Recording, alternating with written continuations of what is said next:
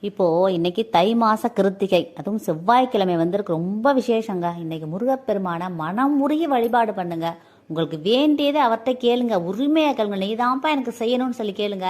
கண்டிப்பா அவர் எல்லாமே நல்லது செய்வார் உங்களுக்கு. இன்னொன்று என்னன்னா, இன்னைக்கு சாமி கும்பிடும் பொழுது ரெண்டு ஸ்லோகம், சின்ன மந்திரம், அதை சொல்லி நீங்க சாமி கும்பிடுங்க. உங்க வாழ்க்கையில எல்லாமே நல்லது நடக்கும். அது என்ன அப்படின்னா, ஓம் ஷட்கோணபதையே நம, ஓம் ஷட்கோஷபதையே நம. இது ரெண்டு தான். ஓம் ஷட்கோணபதையே நம, ஓம் ஷட்கோஷபதையே நம. இப்படி சொல்லி நீங்க வழிபாடு பண்ண பண்ண உங்க வாழ்க்கையில அனைத்து ஐஸ்வர்யங்களையும் முருகப்பெருமன் அள்ளி கொடுப்பாங்கிறது ஐதீகம். முருகனை நம்பினவங்களை அவர் கைவிட்டதா சரித்திரமே கிடையாது. முருகப்பெருமானை இறுக்க பிடிச்சிக்கோங்க வாழ்க்கையில. நீதான் எனக்கு எல்லாம்னு சொல்லி உங்களையே அவர்கிட்ட ஒப்படைச்சிருங்க.